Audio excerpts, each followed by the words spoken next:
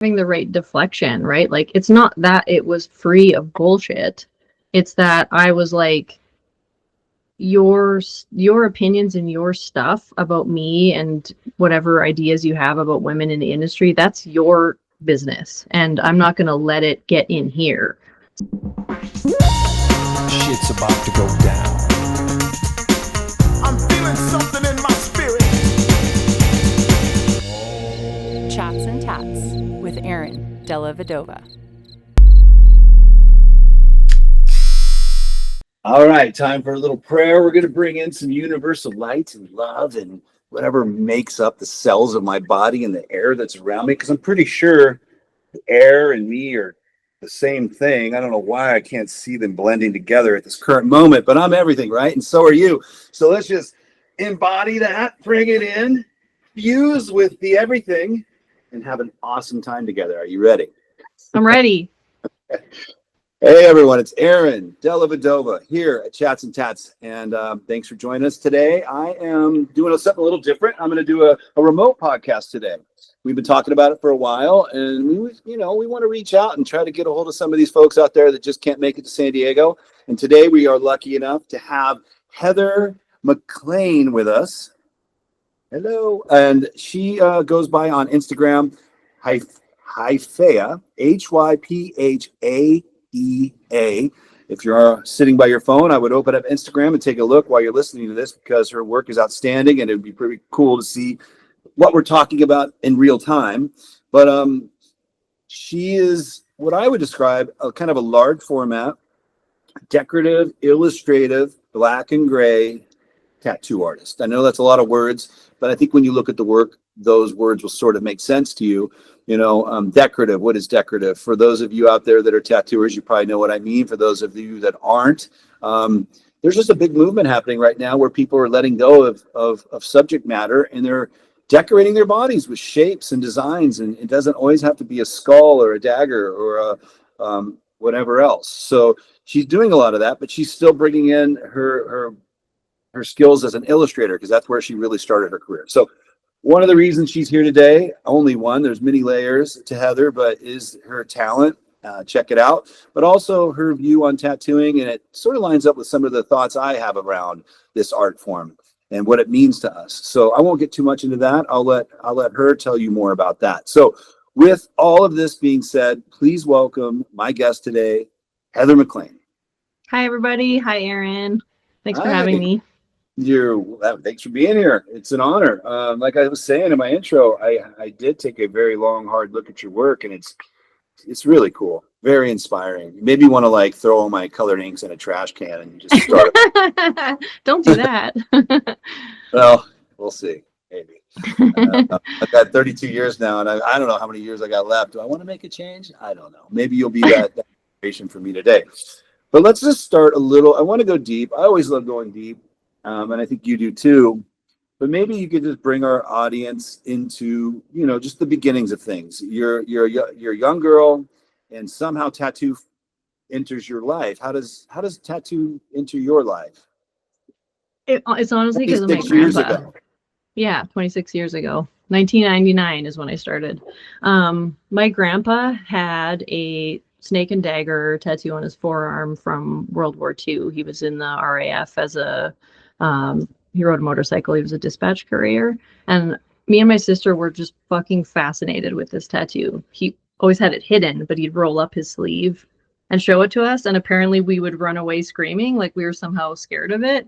I don't remember being scared of it, but that's what happened. So I think I've always been kind of interested in it. Like, why does he have that? Why does he hide it? What's going on with tattoos? It was kind of on my radar from the time I was little.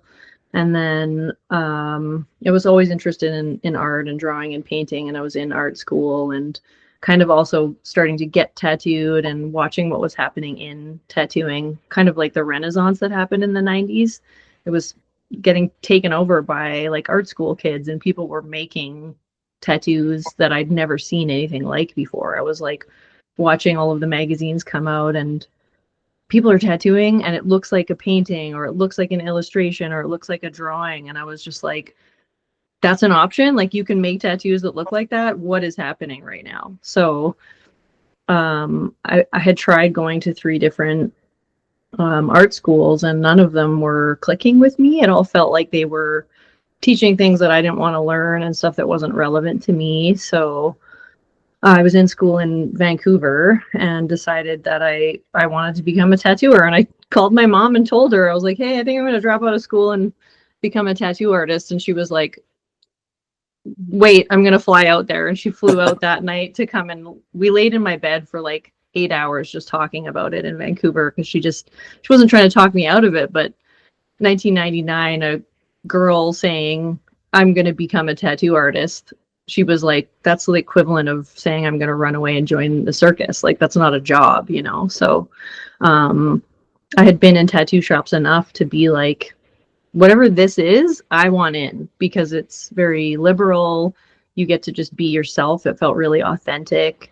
There was none of this weird professional decorum that felt inauthentic. Like, being professional is great, but being fake is not something that I really have enjoyed ever. So being in a tattoo shop and just people wear what they want and they listen to the music they want and they get to be artists and their whole lives are just being artists all the time, I was like, sign me up. That looks awesome. So I left art school and moved back to Edmonton and literally was pounding the pavement trying to find an apprenticeship, which was not easy because when I was 19, I looked like I was 12. So, and that was how it started.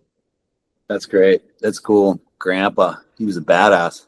Such a badass. Like, lied about his age to go and fight in the war when he was 17 so he could go be a dispatch rider. Like, one of the most dangerous jobs ever. So it's all his fault. That's awesome. Yeah. I love it. Did you have some relatively good experiences with your teachers? I did. Yeah. It was actually, I had a really good time. There's, of course, lots of things I had to unlearn, like lots of stuff that, you know, their knowledge and capacity with tattooing maxed out at a certain point.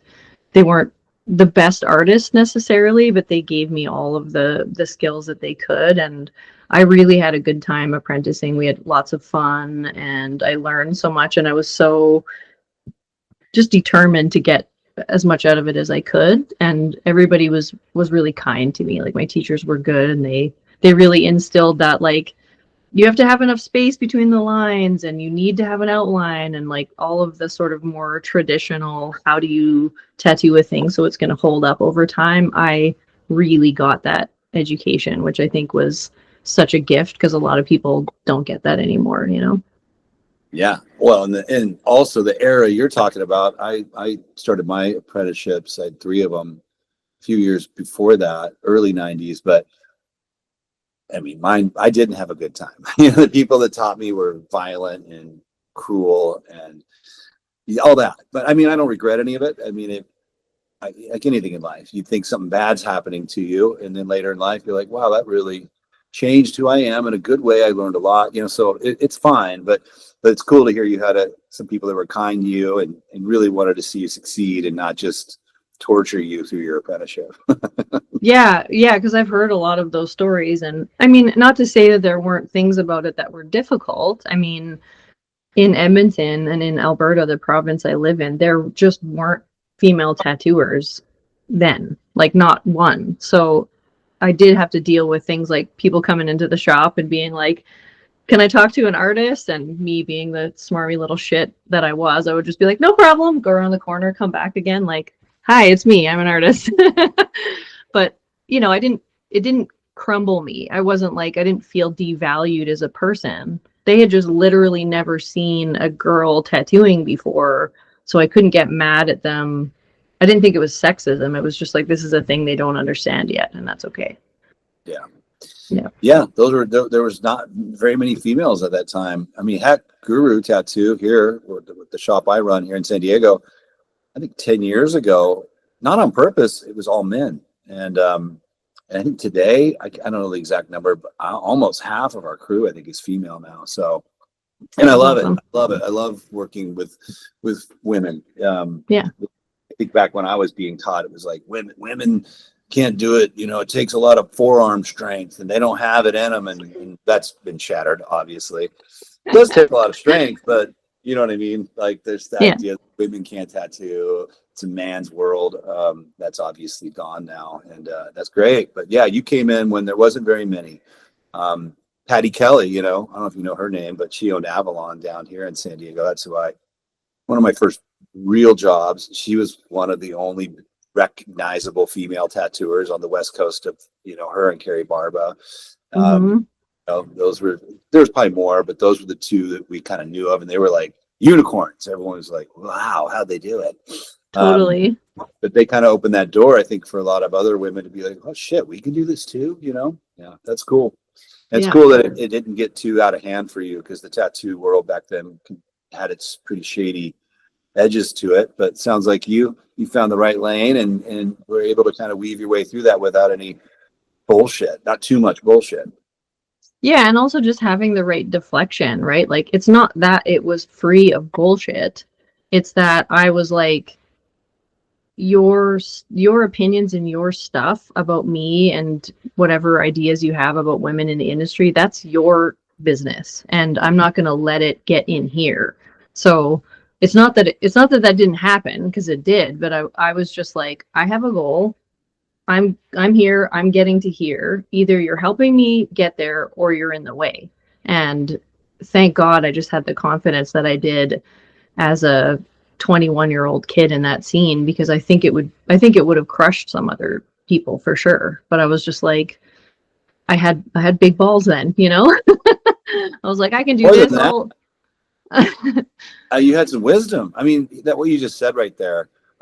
When people come at you with whatever it is, we'll just label it their bullshit. To be able at 21 to recognize that's your stuff that you're projecting on me. It has nothing to do with me, and that's most people don't figure that stuff out until way later in life. So, did you have some?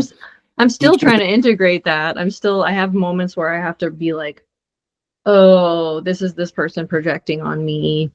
It's not because I'm a bad person or a bad friend or a bad sister or a bad kid or whatever. It's like they're having a shitty day or they have some unresolved stuff. And I don't mean that in a way to not be accountable for when I'm fucking up or doing something wrong, because that's the first place I go. When someone comes at me, I'm like, I have an inventory of like, have I done something wrong? Is it me? Am I the problem? Like that's the first thing that comes into my mind. But when I sit and think about it and process it and have a chance to look at it, and it comes out in the wash that like, okay, I kept my side of the street clean. I can look in the mirror. I know that I'm good, and something is happening for them that I was just like a innocent bystander in a trigger thing happening, So some guy there was a guy that came into the shop that I was working at once. I think it was the third tattoo job I had, and he was so fucking mad that I got hired there and he didn't. And he was sort of convinced that, it was like, well, she just got this job because she has tits. And I'm like, actually, it's because I'm a better artist than you. Fuck yourself. So it was, thank God I didn't have such a thin permeable membrane that I didn't let that stuff in, Yeah, it helps. It sounds like that was your nature, and thank goodness it was, because I think if it wasn't your nature, and it's okay to be softer and less, maybe more permeable, but a lot of those back in the 90s, they didn't last long, because you had to have a lot. I don't think you need now. I've got some real gentle spirits that work with us, because you can now, like walking to a professional studio, and the people who come to get tattooed or treat you kindly, and the artists you work with are all kind, so those people are now, but back in the 90s, those folks had a really hard time, Yep. Sure. Yeah. Not a inclusive and welcoming environment in most studios for clients or for tattooers, for sure. Absolutely. Well, yeah. So I was talking to you before we started recording about the fact you've been tattooing for 26 years. I've said it before. I'd say 30, something over 30 years. I have to sit down with the calculator one day, but a little more than you, but not much. And it's always interesting to me to sit with folks that have been doing it this long, because I know for me, this crazy arch of what tattoos, what I thought they were all of, what they were, what they meant to me, what they meant to the people collecting them, and how that's changed and changed and changed and changed all the way to where I am today. I'm not even going to give my opinion of that. I'm going to let you talk. But how has that changed for you? You know, what you thought tattoo was when you first started, and what it maybe means to you now. Yeah, I feel like, I mean, it's changed so much, you know this, but culturally, when I started and when I was growing up and sort of approaching the industry, it was still so underground and taboo. It was like this whispers in the night thing that you kind of knew about, and maybe you knew someone that had a tattoo, someone that was a tattooer. It's like you were akin to like working in a carnival or being a drug dealer, or like, you know, it was just this underground thing that was like, this isn't a job you have if you're on the straight and narrow, or if you're trying to buy a house and have kids and have a dog and a white picket fence. It was like seedy, underground. You're making a decision to commit to something outside of the status quo of life, whether you're getting tattooed or becoming a tattooer. You're just saying, here's what everybody's doing, here's what society's told me to do, and here's the outliers. And that's where tattooing and tattoo culture really occupied. And I think as someone who just has an iconoclast nature, probably genetically, I was very drawn to that. I was like, "Ooh, that's where the freaks live. Let me in there. I want to be in there. I want to go against the grain. I want to do things that are not typical." And tattooing was very much like that, where it wasn't socially accepted, which came with its disadvantages too. Like, I couldn't find an apartment to live in. Even more recently, when I was looking for a space for my shop, which was only 7 or 8 years ago, landlords were saying no to me for tattoo shops still. Like, this is not that long ago.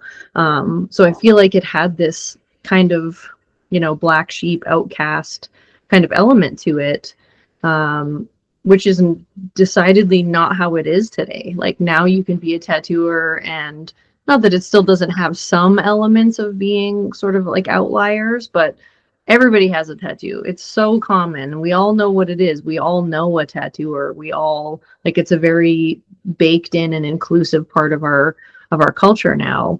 And there used to be sort of more of a, I don't want to be one of these people that necessarily idealizes the good old days, because there are things about it that were definitely better, and there are things about it that are far better now. But I can't help but romanticize it, because there was an element of mystery or romance, or you know, just the whole scarcity creates worth thing. It was just not as common, and so it made it a little bit more fascinating and dangerous and interesting, you know. And no Instagram, no internet even, you know, like, what's happening in tattooing? You got to go to a convention, you have to go to shops, maybe they have a physical portfolio, and you have to get magazines. And that's the only way that you're going to know what's happening in tattooing at all. And that 4 times a year release of ITA magazine made it so special. Like, that was the best day for me when ITA was coming out. Like, we'd line up to go get copies of it, right? Yeah. Yeah, I'm having romantic thoughts as you're speaking. So true. All that. So that's so true, and I miss it too. But like you said, I wouldn't want to go back, and I could get into some of those reasons. I mean, there was some bad stuff to it as well, and I like the more professional version that we're existing in today. Me too. Yeah, I mean, there's no need to have guys selling meth at a tattoo shop and getting in fist fights at bars and coming in the next day with black eyes because they were out, whatever was going. I mean, it was an exciting time to be around it, but yeah, if I was still in that, I don't know if I'd still be here. I would have probably left by now. I'd be like, I can't. I'm 53 years old. I got 3 kids. I got a wife. I got an adult life. I'm not going to work in an environment where shit like that's going on. So there's more levels of why it's better too. I mean, artistically, what people have been able to do with tattooing has just blown the doors off of what we thought was possible, which anytime we can make better tattoos and people come into our industry or our craft that can take it up a level, I'm always for that, you know. I mean, that's fantastic. One of the things I miss sometimes is you know, in those early years, I just felt like there was less judgment between tattoo artists. It was more like, you're a tattooer, I'm a tattooer, we're all part of the same gang. And yeah, they were rough around the edges, but now, and it's probably the Instagram and everything else, but I just see a lot of judgment sometimes. And I always think in my mind, I'm like, you guys, like, didn't we all get into tattooing because the regular world is sort of like that? The church is like that. The government is like that. Like, we came over here to be with our little group of outcasts, and so, like, yeah, we can fuck with each other a little, but I don't know. There's just been times online where I'm like, what are you guys doing? You guys sound like the tattoo police. Like, stop it, you know? Totally. But that's one of the downsides of maybe where we've ended up, but it's all good. It's all perfect.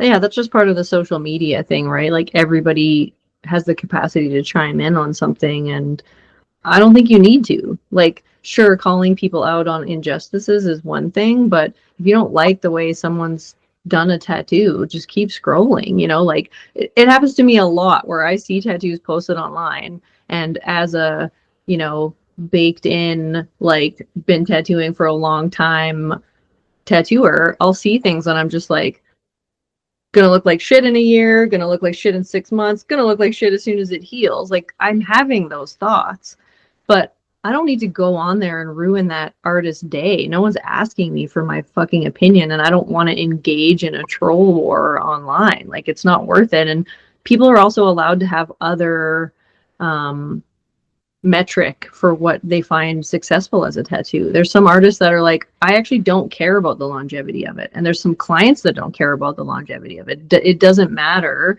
They want what they want, and they know that it's going to age and blow out and be illegible in a year, and it doesn't matter. So I'm not going to get on there and be the old school dude being like, hey, you should space your lines out a little further, you know? Like, I just keep scrolling, because again, it's, if we're having a conversation about it and it's someone who's actively trying to learn from me, that's different. But people feel like they need to chime in, and they have a soapbox now with social media, and I'm just like, I just don't ever want to engage anymore. It's exhausting. I don't either. I mean, I ask a lot of my friends that I respect. I'm like, how often have you gone on your Instagram and said something negative? And by and large, the friends I respect, every single one of them's like, I've never done that. Yeah. I mean, injustices are that is true. Like, I've never had the need to go online and call out an injustice, thank God. But I probably would, you know, if I saw an artist in Germany posting the work of a person that works with me, I would probably get on there and probably say, hey, this guy's plagiarizing people's tattoos. That's a little different than just, your tattoos suck, or this sucks and you suck, you know, all those things. And that's what online is everywhere. But I guess it just hurts me a little more when I see it coming from tattooers, because I'm like, come on, guys, we're better than that, you know? Yeah, sure. Those folks I see saying that, they probably represent, well, first of all, I don't know what percentage of that's bots or not even humans, maybe. And then let's say they are all humans. Those negative comments probably only represent, I don't even know the number, but 3% of our industry, maybe 3% of tattooers in the world talking shit can sound really noisy on Instagram.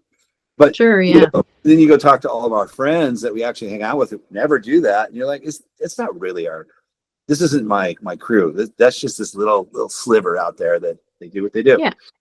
And like you said, other people are out living their lives, barbecuing in their yard, hanging out with their friends and families, and doing it. Like, it takes so much time and energy. Instagram is such an amazing tool. Like, I really, it's like all tools. It has the potential to be really great and really dangerous, you know? So I'm so glad that it's there. Like, you know, when I started tattooing, I had to put ads in the newspaper, you know, I put ads in the yellow pages. I did those posters where you have the little pieces of things underneath that you tear off to, like, you know, like, also something romantic about that too, because I've seen those happening again more, and I'm like, oh, cute, it's like the 90s.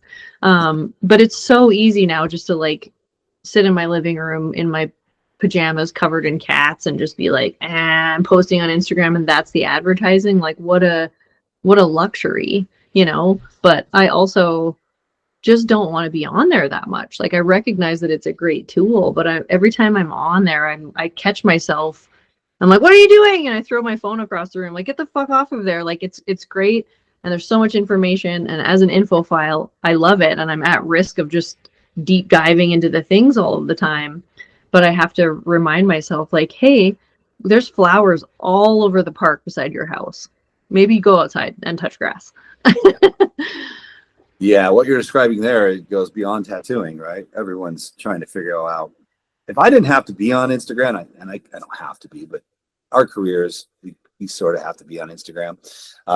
I don't think I'd have a problem canceling my account and just not ever using it. Everyone's like, you could never do that. I'm like, I really think I could.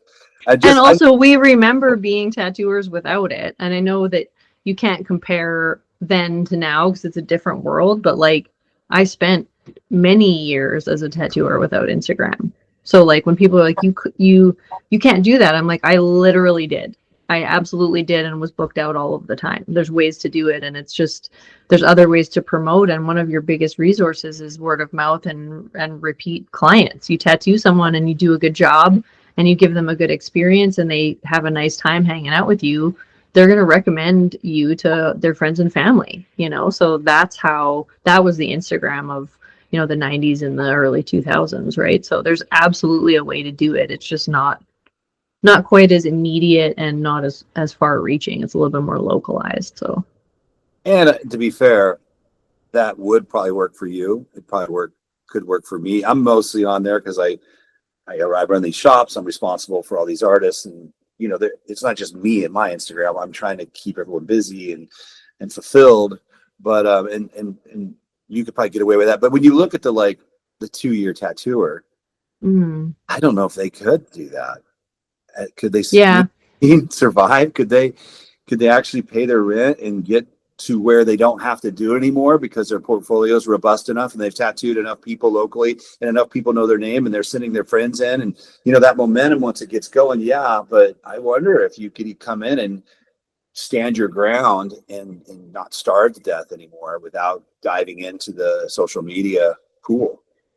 Yeah, I mean, and I was going to say, well, I was a 2-year tattooer at one point with no real client base and I made it work, but that was also then, and it was a far less saturated market, right? Yeah. So like, I was not in competition with as many people, whereas now there's, you know, I think when I moved to Calgary, there was, you know, I don't know, maybe 25 artists or something, and now there's like 300 shops, you know, like it's the pieces of the pie are just so much smaller. So I don't think that it's fair to compare my first 2 years to the first 2 years of someone that's existing now with such oversaturation, right? So you're probably right. They need it.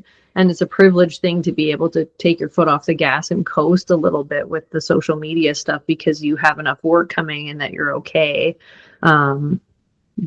But there's still things that people can do to sort of drum up more analog business. And we're so used to doing everything from inside of our houses or studios, and nobody goes out and does face-to-face networking as much anymore. And I think there's still a real advantage to that. I agree. That's, you know, for some of my younger artists that are like, you know, everyone here does decent, but there's room for them to do even better. And that's some of the new things I've been saying, you know, because these younger folks grew up on Instagram. They didn't have that time before it existed. Mm-hmm. And so that they easily fall into the habit of like, I'll just make better reels and I'll post more and I'll draw and I'll post my drawings. And I'm kind of flipping the script on them a little bit and kind of taking them back. You said back to the 90s. I'm like, you know, you might have to go out and just engage with your culture. Like, what do you do when you're not tattooing? Do you play tennis? You know, like you might meet some guy while you're playing tennis and he might want a sleeve or whatever. Like, I think there's room for that again, because just being on Instagram worked like a few years ago. It seemed to have been working. It was exciting. It was like, oh my God, I don't have to even leave my house. I could just post a drawing and I've got 8 people who want it. But that's shrunk by because of saturation. And now it might be coming back to go out to your local restaurants and bars and meet friends and go to shows and, you know, build a community of people in your life, physical community, that you actually go out and meet these people, and those people, they get to meet you and they get to like, oh, I like this person, you know, that's better than what they're seeing on Instagram, because you might see a beautiful tattoo, but you don't know the person behind that photograph. But you do know the person you're hanging out with at a restaurant having a drink. You're like, you're fucking cool. Oh, look at your work. I like your work. Boom. So maybe some of that needs to come back for some of these people that are building their clientels, you know? Yeah, I agree, because how do you even pick a tattooer? You know, like I've heard this from so many clients where, you know, someone will email me looking for a certain thing that's just not in my wheelhouse. And I'm like, you know, if I can think of someone to do it, and I used to be able to do this, if they described a thing to me, I'd be like, oh, you want to go see so-and-so at this place, right? When there was only a handful of tattooers in Alberta. And now I'm just like, Godspeed. I don't know where to send you. You know, like there's so many artists, go find someone on Instagram, but how do you even start that search? It's like trying to find someone that does a specific thing that you're looking for is still this sort of weird, foggy, nebulous, like I'm looking for this thing, but it's not like there's a Yellow Pages directory of tattooers that you can go to. So, and you're right, people might see someone's work online, but there's so many artists and so many artists of a similar caliber or style. And how would you pick between this person and this person and this person? Well, if I had met someone out in real life and felt a connection with them and was like, oh, they actually seem really nice and like not intimidating, and we met in the real world somewhere, 100% I would go with that person, you know. And we've kind of lost that. Again, it's the balance of both, like having the Instagram world and that way to promote things has been a huge asset. But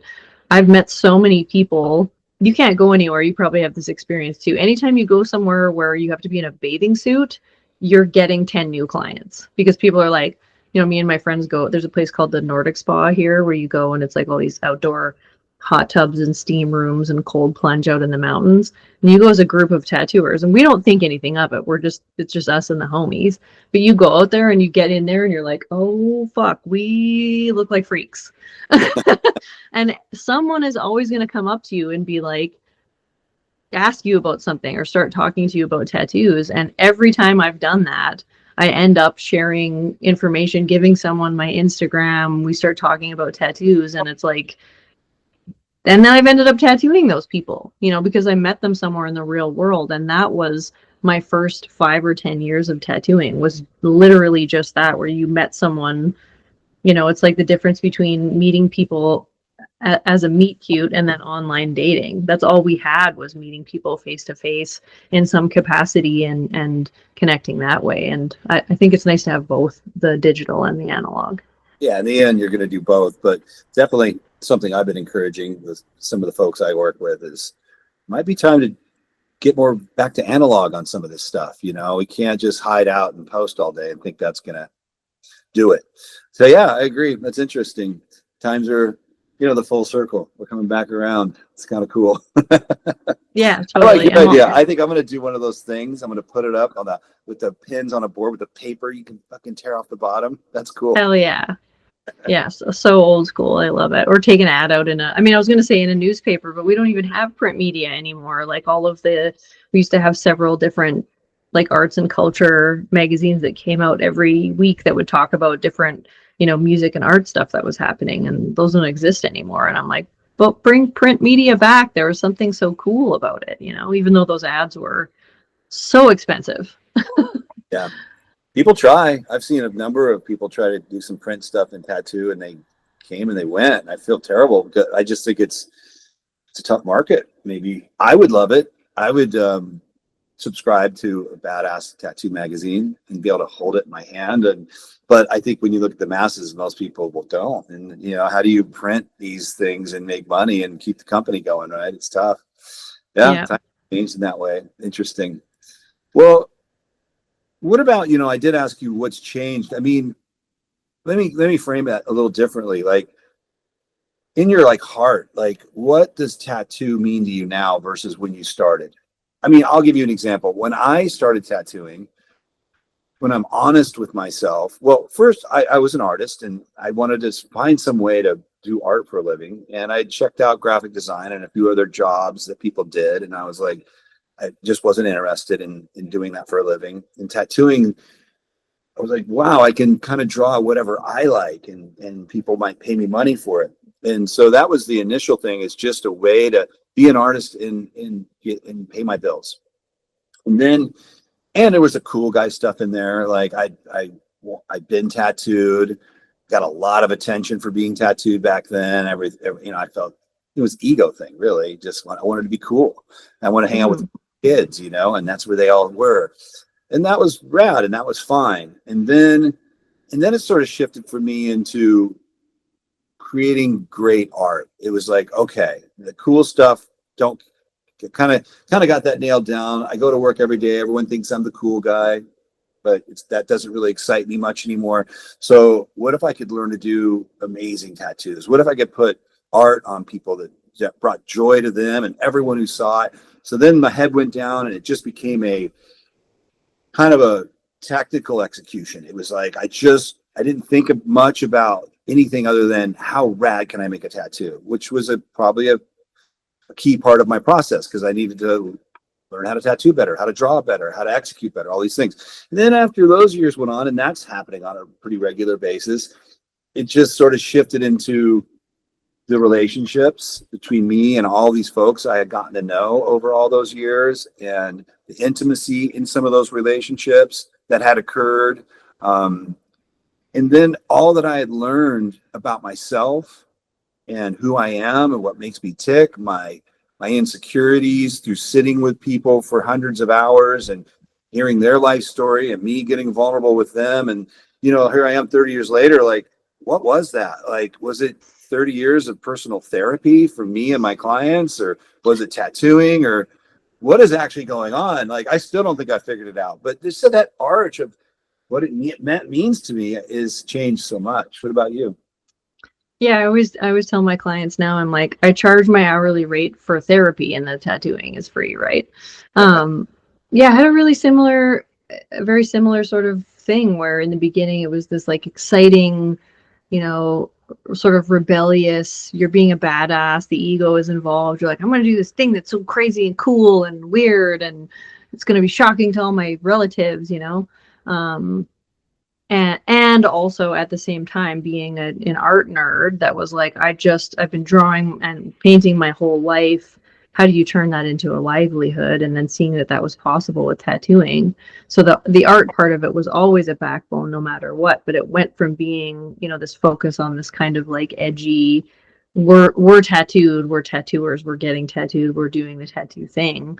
And so many years later, and a lot of that for me comes from doing large format, multiple session pieces on clients, and then some of which you end up tattooing a lot. Like, you don't just do one tattoo on them, you do many tattoos on them. And, you spend that many hours with someone in a chair, whether you're, a hairdresser or a massage therapist. Like, you hear some shit from people. I've had people tell me things that they haven't told their wives or their therapists or their family members or whatever, where I'm always like, do you want my friend's card? They're a therapist. Like, I'm not actually trained. Like, thank you for telling me. But we sort of end up being these like emotional first responders sometimes for people, because they're like, you feel safe. You're a tattooer. We're having a good conversation. Something is happening in my body that's causing me to like just, trauma dump or share all this stuff or whatever. And I don't mind that stuff. I'm always like, yeah, I don't want to talk about the fucking weather. Like, let's get into the real shit here.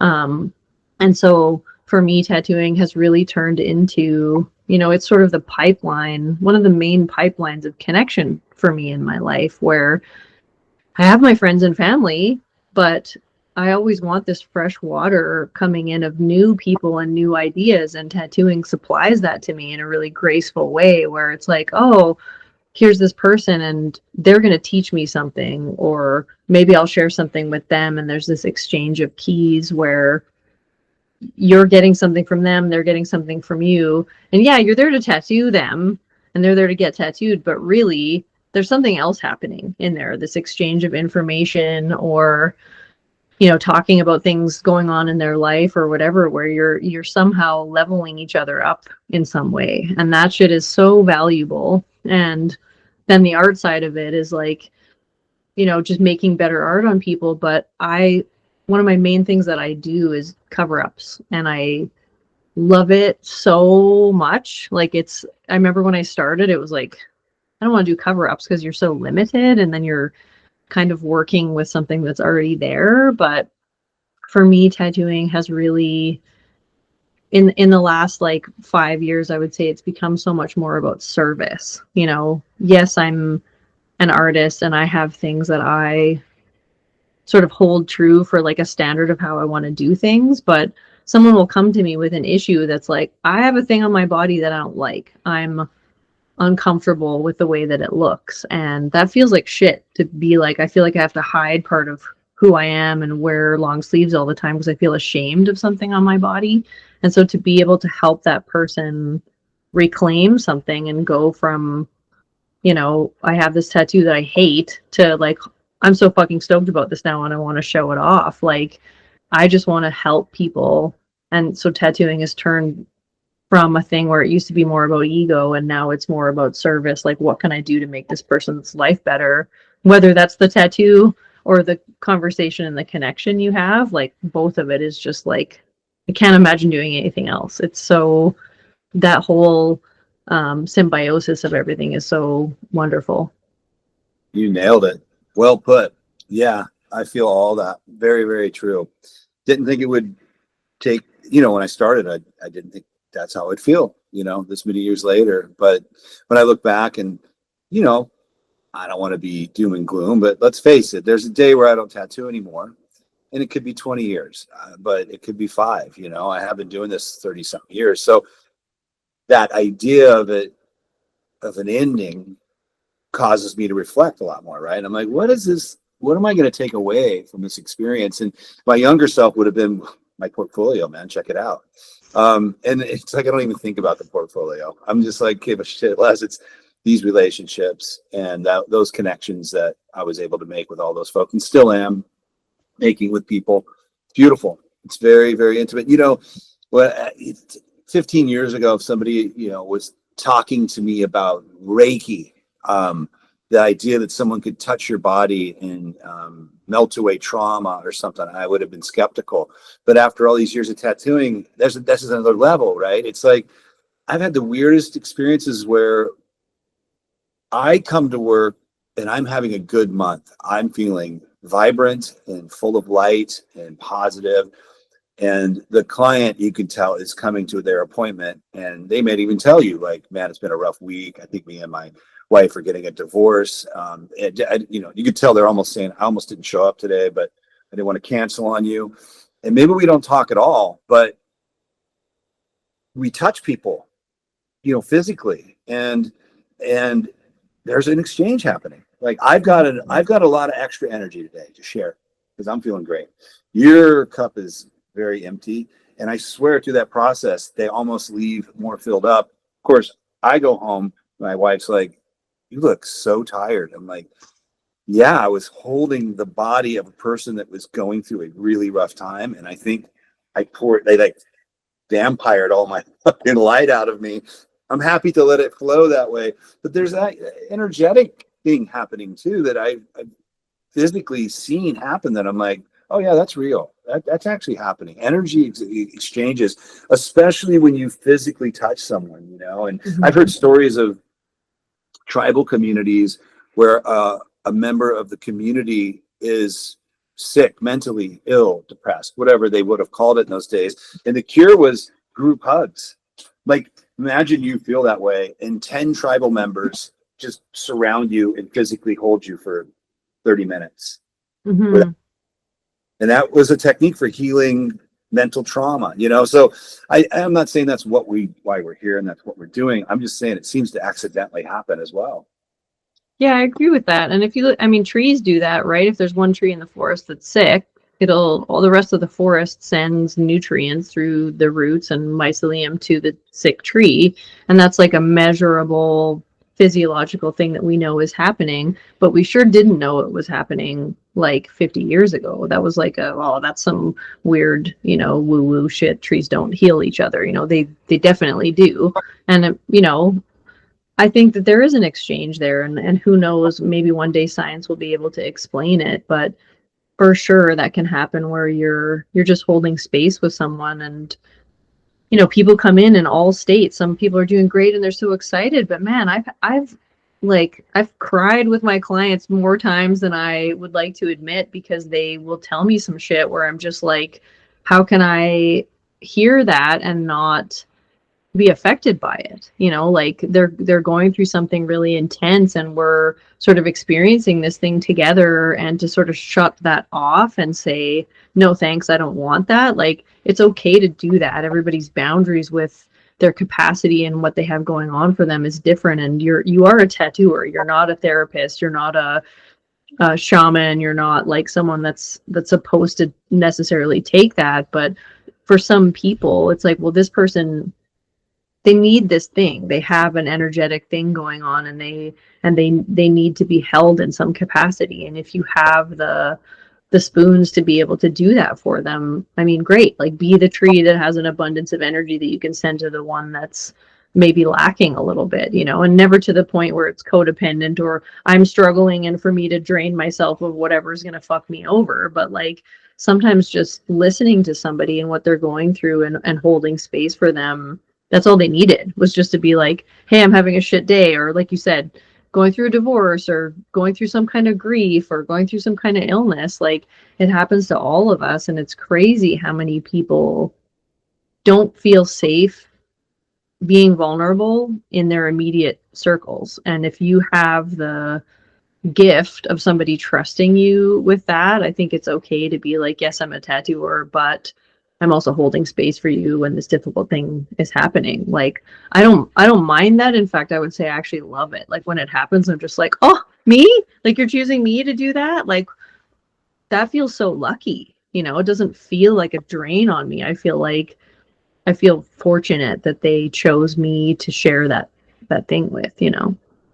So true. And I mean, not that it's, I guess I'm thinking out loud of like, I've known some tattooers that are relatively shut off. They have a wall, they have a mask they wear, and it's their own trauma that they've been through, and they've learned that I don't let people pass this wall. I don't really get vulnerable with people, and that's fine.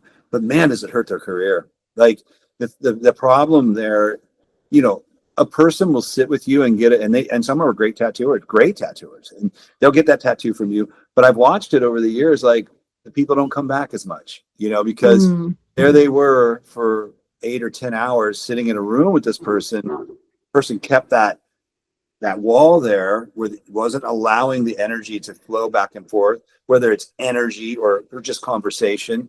Maybe the person tried to tiptoe into some vulnerable conversation, and the artist, has a way of just shutting that down pretty quick. Like, yeah, that's fucking crazy, man. But I'm going up to Sturgis next weekend. It's gonna be sick, and you can just see the person shrink. Like, okay, guess I'll just go fuck myself then.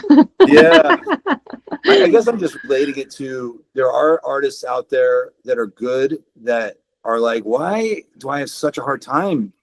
Here's this other artist at the shop that's only been tattooing for 3 years, and they're wildly more booked than me. I've been doing this for a decade. And sometimes it's a difficult thing to explain. I've had to say that to them, like, you're not available to your clients in this weird way, and they don't probably feel super inspired to call you up again. And that's the benign level to it. There's a darker level, which would never happen around me, because if I see this, then go work somewhere else. But I've been around it in my younger years where the tattooer actually is carrying darkness, and then you get tattooed by this person, and without words, you won't even know why. But when you look at that tattoo, it feels icky. Yeah, because you almost leave it you leave your energy marked into the skin. So just the idea around how important it is, you get tattooers all the time. They're like, oh, I get it. We're here to be of service. I'm like, that's cool. You're saying that, but understand there's pretty deep levels to this. Like, if you bring happy vibes and light and love and vulnerability, like, that tattoo will make them smile when they look at it. Mm-hmm. We're assuming this is a good tattoo that's done well, but right. You know what I mean? Like, what you leave behind in people, and you've probably seen it, that you have seen it. The folks that come in and they just, this tattoo bothers them tremendously. Sometimes it's not even the worst tattoo. And then you kind of dig in and they talk about what happened the day they got it. And you slowly kind of realize, you were in the presence of somebody that was like on drugs or schizophrenic or possibly suicidal. And they tattooed you while they were in that state. And you can't stop feeling the energy they left there, you know? Yeah, it's like being haunted almost, you know, like there's ghosts to every experience. And I've seen that so many times where you can have this amazing, you know, like we don't have one job as a tattooer. There's your job as an artist, graphic designer, drawing the thing, applying the tattoo. Like that's half of it, you know, like not 75 or 80% of it. It's half of it. And the other half is bedside manner, client care, you know, communication, letting people know what their experience is going to be like. People show up to the shop, and if they don't have any information, like, man, is that anxiety inducing. I don't know what's happening today. It's my first big tattoo. You know, they show up and the artist isn't even there yet, and they're like, am I in the right place? And like, you just have to be so communicative with the whole process, because getting tattooed is fucking scary and it's anxiety inducing. And so it's not just enough to be a good artist. You have to also care for the person and the body and the soul that is in the medium that you're about to tattoo. You're not working on a fucking canvas or a piece of paper. It's a person that has all these complex experiences in there. And, you know, I think if someone is like, well, I just want to be a tattooer, I don't want to deal with that shit. Well, then go be a graphic designer. Draw on paper. Go do stuff on a tablet. Stay away from people. Tattooing is a people job. You are front line. You're like you're dealing with people all of the time. And that doesn't mean we can't have bad days or like go through it. You know, I've shown up to work so many times like I'm fucked today. Like I have something going on in my life that is just very difficult to be dealing with. But going to work regulates me, because now I'm like, now it's about someone else. Now I get to focus on caring for them and looking after them, and I can leave my shit at the door and I get my stuff together as soon as that client shows up. I'm like, I'm here for you, you know? And I think a lot of tattooers don't realize that. Like, of course, pour so much energy into becoming a really good artist, but we have to think as much about the client care side of it as we are about what we're drawing and tattooing on people. It's so important, you know? Yeah, you're right. I've come into work having a pretty rough whatever going on in my life. And once I meet my client and start tattooing, I'm able to drop into a space of service, and it heals me. Yeah, I snap out of it, you know, and that's an old saying. I think many people have talked about that. Like, you know, you're feeling down and out, you're feeling a little depressed, go out and help somebody. Go volunteer. Giving totally. Is the most enlightened people. You read books on these people, all the saints that ever walked this earth, and they all just end up finding ways to give. That's the only thing they care about doing. Once you reach this really high level of enlightenment, you just want to help. It's just completely egoless at that point. So that's a good point you brought up. And but yeah, if you can't shake it, then maybe you need to reschedule. Like, just don't drag somebody through 8 hours of your shit. Yeah. Day, you know. Yeah, because I've had some cover up projects or requests where people will show me the tattoo and I'm like, that is a beautiful tattoo. And they're like, and I don't say that to them because I never want to, you know, gaslight someone's experience. If they're telling me they want it gone, like, that's all I need to know. But in my mind, I'm like, that tattoo's real fucking nice. Like, I'm used to covering up shit that's like, okay, I see why you want that covered. But it's because they had a garbage experience with the tattooer. They made them feel like disrespected. Their time didn't matter. They were disorganized. Their democratic participation in the process of getting tattooed was dishonored somehow. There's so many stories I've heard and about tattooers who are like big deal, famous, huge following tattooers, where people will come to me and be sort of like, can you cover this up? Like, this person did it. I don't want anyone to know. And I'm like, you don't want, they have the shame around, I have this really nice tattoo from this amazing tattooer, but that tattooer made them feel like shit all day. So it doesn't matter that the tattoo is nice. They had an awful experience in that person's chair. And they just, every time, like you said, every time they look at it, they're like, I'm reminded of that experience again. So that's proof enough to me that being a really awesome artist just that's just not enough, not for a people job anyway. Agreed. I'm curious about you from the perspective of like what you do in your personal life to somehow grow or accelerate your creative capacities. Whether that just be going to art classes or it be reading philosophy, learning more about yourself. I'm very interested in the connection between, and we talked about this before we started recording, like what I've noticed in myself, I'm not enlightened. Okay. I have my trauma. I have my baggage. I'm working on my shit every day. Like I think everybody else. But I do acknowledge it's there and I do work. I have done a lot of hallucinogenics to help heal some of that trauma. I read a lot of philosophy. I meditated for a long time and now I haven't been so much. And there's all these little techniques. But what I've noticed is as I work through my stuff, my creative faculties always increase alongside that, like connected, Mm-hmm. And maybe that's not your story, but obviously you're doing something to grow yourself creatively. Your work from 10 years ago looks nothing like your work today. What do you do to keep that growth happening in your life? Yeah, that's a good question. I think it's really important for me to balance my intake output ratio.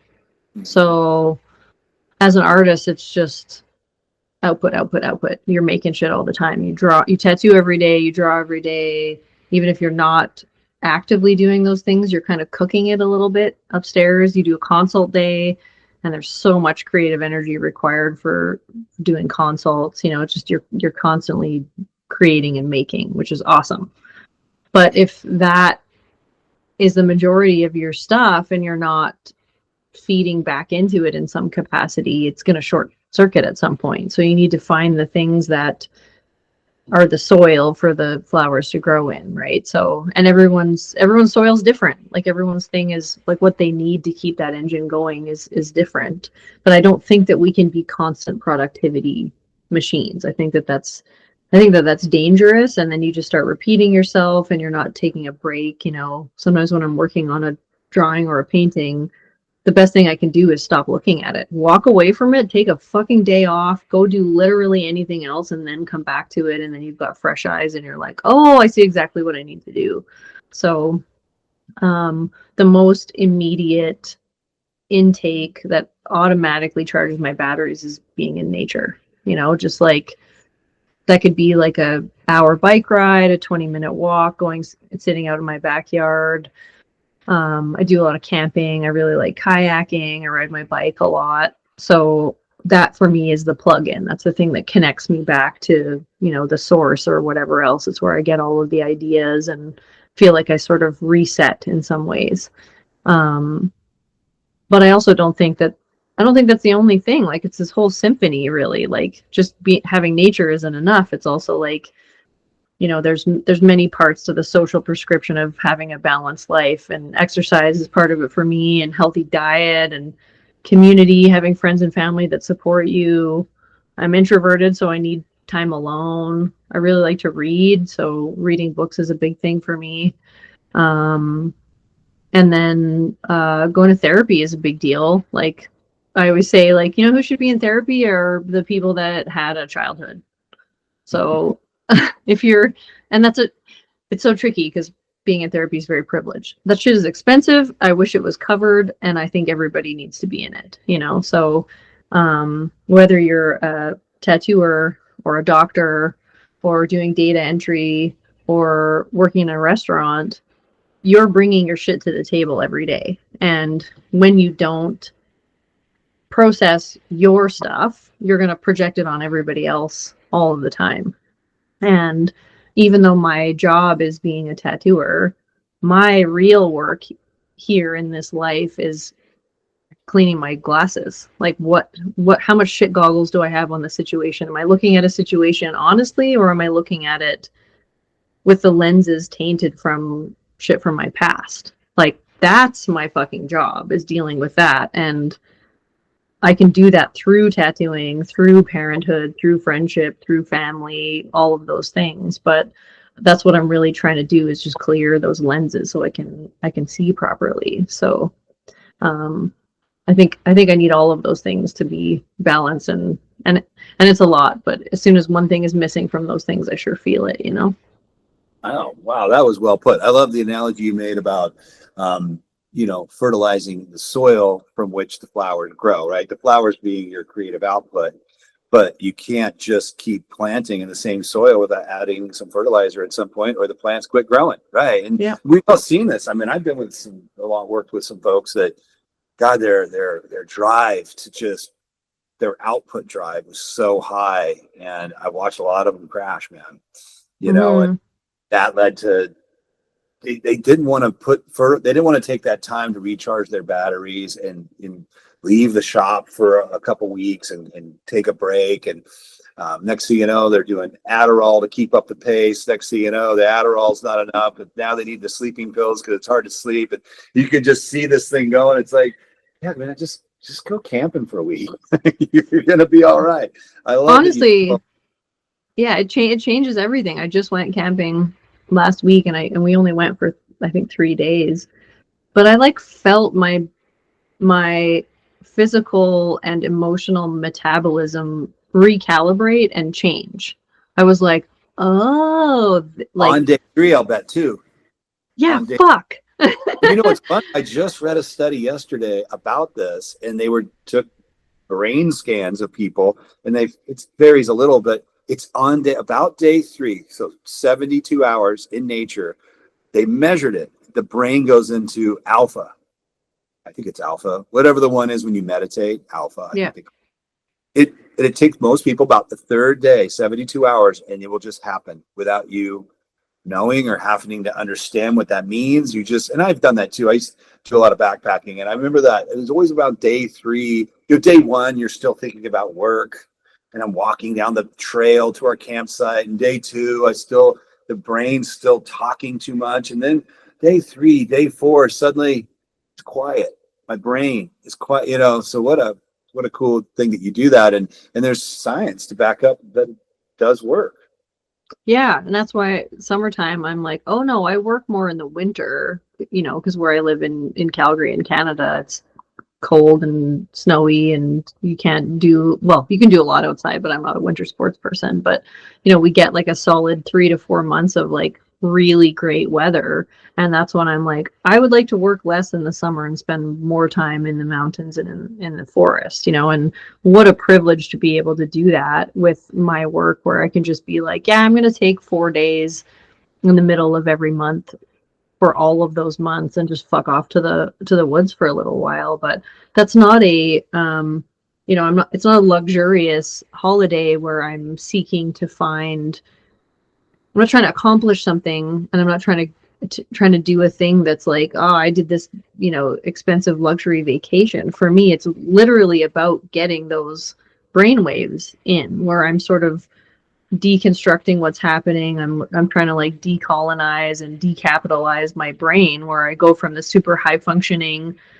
mom, business owner, tattooer, where I'm like, gotta do this. I have a fucking list all of the time of shit that I gotta do, and it kind of turns you into you're like a rat on a wheel, and that's what you need to function.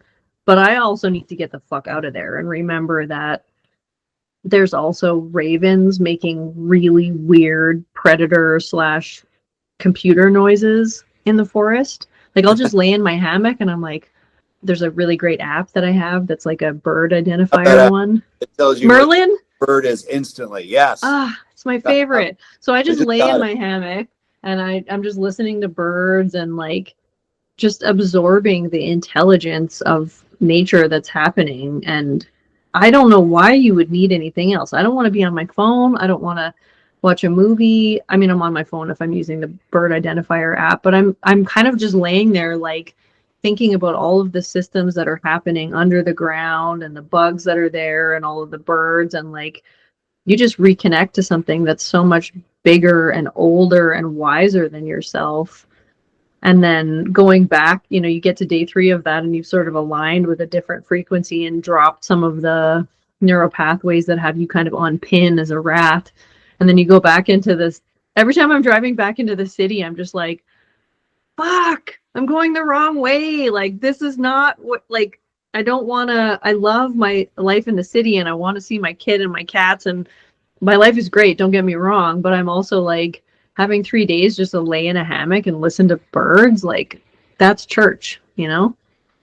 I hear you, man. I've spent in my life a few times, a couple weeks doing that. And man, when you get back into the city, when you left, you didn't even notice how noisy and busy it all was. And then as you come back, it's like almost shocking. You're like, holy shit, this place is insane, and all it takes is 5 or 6 days away from it for you to like get that perspective again. Like, this is a wildly competitive, aggressive, busy, loud, intense environment. So overstimulating, right? Yeah. So yeah, true. you can't focus on one thing. And that's why I'm like, how do I get into my kayak in the middle of a lake where there's no sound except for the one loon that's on the lake with me? Like, that's my addiction now, is like, how do I get that thing as much as I can, and like, I just have to deal with ways of having it in short form, because that's not attainable all the time, right? But I try to live my life in a way that's like, okay, I've got an hour. I can take my bike up into the little mountain that I live beside and go for a bike ride up in there. And that's enough to get me through the next few days, right? So I think there's always ways for people to say like, hey, this is a thing that feeds me and I need to do it. And all I did for, whether it was when I was in art school or when I first started tattooing, it was like the horse with blinders. That's all that existed for me. I didn't give a fuck about anything else. And in some ways that was appropriate. When you're starting out, you have to grind so hard, and there is privilege involved with being able to say I can fuck off to the mountains for 3 days. But it's also a thing that I've just gotten better at listening. Like, what is my body telling me I need right now? And it's not more. It's always less. Like, just less of everything, less noise, less people, less expectation, less masks, all of that stuff. Just like go into the woods and just do nothing. It's so great. I love that. You've inspired me. I do that. I don't know if I as consciously as you put it, I'm doing it, but I have my dirt bike and me and the boys go out into the middle of the desert for 3 or 4 days. And now I'm thinking, I'm like, is it really about riding a dirt bike? Well, it isn't. It's the fact we're in the middle of the desert for 3 or 4 days and there's nothing. It's the nothingness of being out there that I think I love more than and then you have a little toy to play with just to keep our, have something to do, I guess, like fishing or hiking, just an activity to keep you busy, but it's not about about what you just described. That's great advice. I like that. Yeah, the activity is just the medium. It's just like how tattooing is like, that's the medium that gets us connected to people on an energetic level. And something like camping or dirt biking or kayaking, it's like, that's just the medium that's getting you into connectedness with something else, right? So I think all of those things are like, how do I get that connection? And it could be connection to a client, connection to music, connection to art, connection to nature, whatever. And however I get there, I don't give a fuck if it's a dirt bike or a tattoo project or whatever. I just want to align the tentacles between me and the other thing until there's no space between it anymore. That's the shit. So well put. You're very articulate. I love the way you explain some of your thoughts. Very cool. And good advice. I think a lot of tattooers who listen to this are gonna be like, damn, they're probably right now sitting in their studio on week 3, drawing and tattooing every day, going, why do I feel so incredibly Go outside, touch some grass. Yeah, that might be. You might have just saved a few folks today. So I think I'm gonna get out there this week. Now that you said it, I'm feeling inspired. It's so healing. It's like the antithesis. Here's the other thing too. I mean, we're both sitting right now, right? Like, about croissant and shrimp back because you've been tattooing for so long, but like, man, is this career bad for our bodies? Like, if you're not getting physical activity to counteract this, like, this shit right here that everyone's doing when they're tattooing, like, you got to get out and move your body. And what a better way to get all of the things happening: exercise, movement, being in nature, and then double down and do it with a buddy. So now you've got the social connection happening at the same time. Like, that's medicine. Like, I've had my ups and downs with mental health stuff and depression and tried different pharmaceuticals and whatever, but there's lots of things that are the cure. It's never just a magic pill. But for me, being able to do something like go outside, spend time with friends, connect to nature and get exercise, like that's the medicine right there, you know? Yeah, like you said, it's like killing three birds with one stone. You know, you do need the exercise as a tattooer. We're hunched over for thousands of hours throughout our careers, and you need some nature, probably. You need some fresh air. So yeah, just package it all up into one and recharge your whole unit so you can come back and be there for people in a bigger and better way. That's awesome. Let me switch it up here for a second. I can't stop talking about AI, although today I'm not, people are probably sick. You know, there's in relation to what? Like in relation to government, in relation to world affairs, in relation to geopolitics, in relation to jobs. I don't even want to go into that. I think all of us have heard enough about it. We all are well aware that things are going to change and are changing in those departments and those areas of the world, and AI is going to accelerate that. But I'm more interested in how it affects maybe creatives and artists. And I've been struggling with this a lot, and ultimately I found a relative peace with it, and I could get into that. But I was flicking through Instagram and a quote from Rick Rubin, and I'm paraphrasing, but Rick Rubin, the famous music producer, who's doing a lot of philosophical stuff right now. I started reading his book, but I need to pick it back up. But the quote was this, and I'm paraphrasing. You know, if you really think about it, people seek out the artist for their human perspective, and AI doesn't have a perspective. Yeah. And I thought, and that clicked. I was like, yeah, you know, an artist is interpreting an idea, a poem, an emotion. The client's telling you, this is my life and this is what my life means to me. And you're taking that information, you're interpreting that, and you're giving an artistic, visual perspective representation of what they told you. But AI, and maybe it will, but currently it doesn't do that. It just, you tell it, I want bird flying over lighthouse with rays of light and ocean raging below. And it does that. But you're not getting the human interpretation of that. You're just getting, and it's also dragging data from all the art that was ever created and mashing it together. So in some way, it's not even novel or new. Combination is novel and new, but it's fed by data that already existed. And I keep thinking about this. We as humans, I believe, have the ability to bring in something completely novel, like something that has never existed, an idea, an invention, a poem, a creative, whatever, that never existed before. And certain people bring those into existence. And now they're part of our zeitgeist. But the AI can't do that yet. It is just taking what we've already brought in and regurgitating it. I just thought that was a hopeful, I don't fully understand what I'm saying even, but there's something in there that I'm like, that feels hopeful for us, the humans, the creatives. Yeah. And I know that when someone's learning a new language, the last two things that you ever understand are humor and poetry, because there's just so much metaphor in it, right? So I certainly don't know that much about AI, and it's definitely in its infancy. So it wouldn't surprise me if AI eventually got more nebulous things like metaphor, and eventually we're able to sort of create poetic stuff, you know, and that would be such an interesting philosophical debate, because it's like, well, does the poetic stuff, does the metaphor have the same weight without a human heart and human experience behind it, and how much of it is experiential and how much of it is sort of data driven? But I feel like there's even a parallel with what you just said with the difference between decorative illustration, which is purely visual, like it's just about making a pretty picture, and you know, with tattoos, something like responding to the body and making, you're basically like wrapping a body in wallpaper that looks really nice.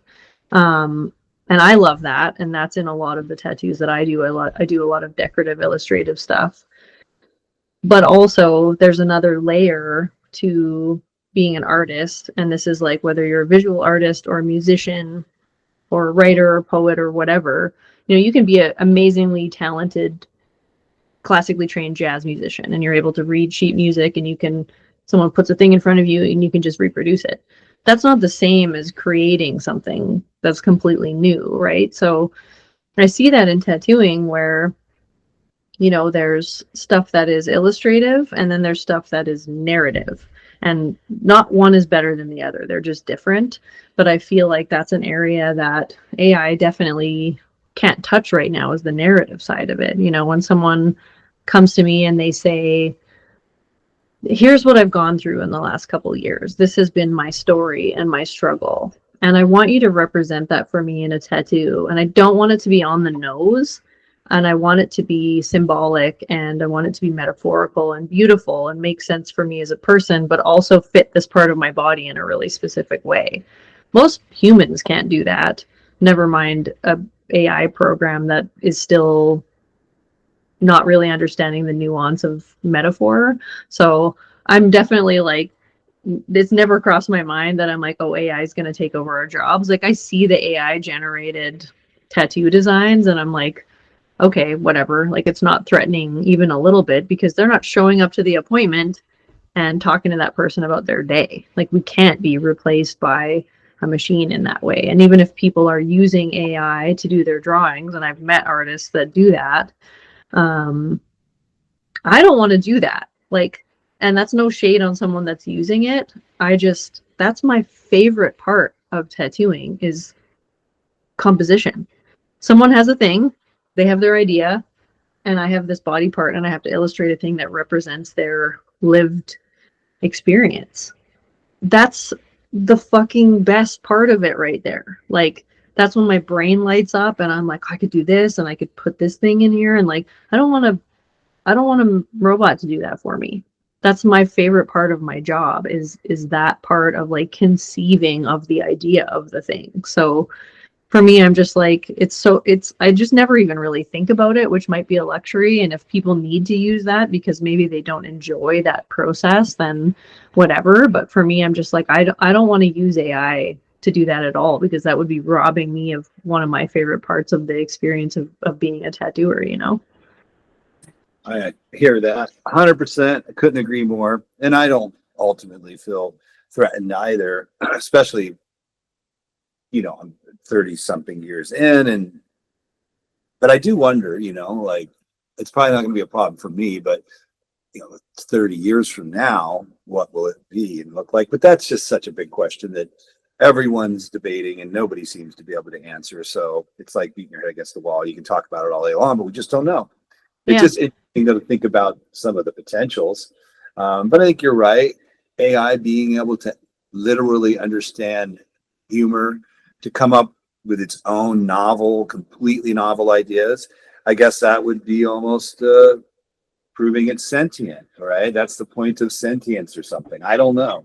Or just being able to mimic and learn really well. Like, my Chat GPT cracked a joke with me, and I was like, did you just make a joke unprompted? Like, what the fuck is happening? And I've had experiences, and friends and clients of mine have had experiences with Chat GPT, because I don't use it for images, but holy shit, do I get baked and talk to that fucking thing for hours on end. Like, let's go down a rabbit hole. I'm too high to use Wikipedia right now, because I'm just like, I don't want to be punching stuff in and the light hurts my brain. And so I just want to lay in bed and just be like, so tell me how gravity works again. Like, that kind of shit is fascinating to me, because I want to know all the things, and part of me feels guilty because I'm like, am I destroying rainforests right now while I'm using this thing? Like, how much energy is required for me to have this like high thoughts conversation, so I've seen Chat GPT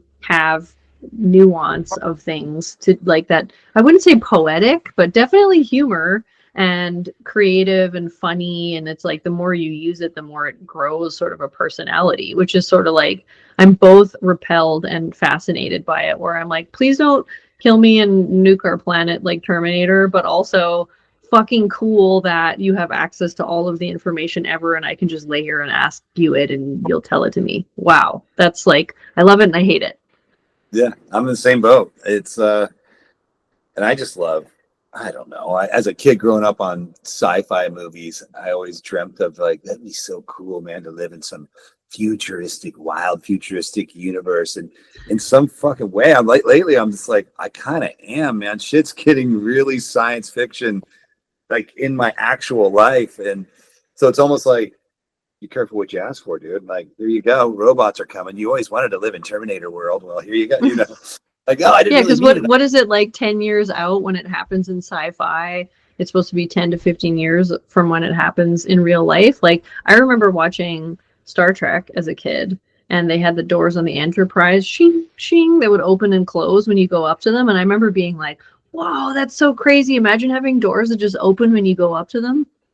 That's our world now. Every fucking grocery store you go to, you go up to the doors, shing, shing, and they open. And like, it's happening. I was watching I feel like it was a Kubrick film when I was a kid, and they had a dad talking to his daughter on a video conference call, and this would have been in like whatever probably the 80s sometime. The movie might have been from the 70s, but at the time I remember being like, can you imagine phoning a person and being able to see them? And then the first time I had a FaceTime call with my son, and I think I was in Spain at the time, and we FaceTimed from across the world, and I was just like, this is fucking crazy to me. And anyone growing up with that, that's just normal. That's just the new normal. Like, you can just FaceTime someone whenever you want. And like, I had a landline with one of those old ass fucking phones, the dial ones, right? Like, it's such a weird, you're in the same boat where you have this experience of this limited analog world with no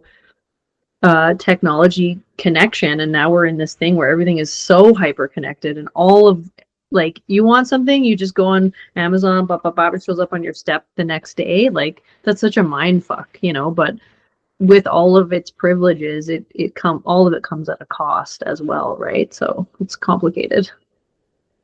one thing's for sure, if we're both lucky enough to live another 10 years, it's about ready to get buck wild. I think it's just cracking open right now. And that's so exciting. I'm mostly excited because I do like wild shit. And I like novelty, but I also have days where I'm like, this is fucking scary. But we shall see if we're around. I think we're going to see a lot. Very interesting times to be alive, for sure. But luckily, we are involved in an art form that is just wildly analog, and I think it's going to stay that way for the foreseeable future. Yeah, maybe one day they'll have a robot so adept and complex that it can do exactly what I do and you do. I'm not saying that's not possible, but I don't see that happening for a while. So we're safe for now. A lot of people aren't safe. I mean, goddamn, if I was a computer programmer, I'd be going, oh my God, like, AI is it's already doing it. Like, you spent 25 years being this awesome programmer, and to watch a machine just be like, we don't need you at all. And I can go down a list of other jobs where that's happening, and it'll be interesting to see what that does to culture and the fabric of society, our economies, and everything else. Lot coming. Very cool stuff. Well, look, I could go on forever, and I accidentally do sometimes in my producers. 2.5 hours. We have to. So I think we're getting close to the end here, but it's been super cool talking to you and getting to know you. I hope to meet you analog style one day. I'm sure that'll happen to our small tattoo world. But before I go, maybe is there anything on the plate for you? Anything going on you'd like to tell the world about? It's coming up for you, or things you're trying to get done, or goals you're trying to achieve, or is it just sort of rinse and repeat at this moment and just keep up what you've built and what you've got?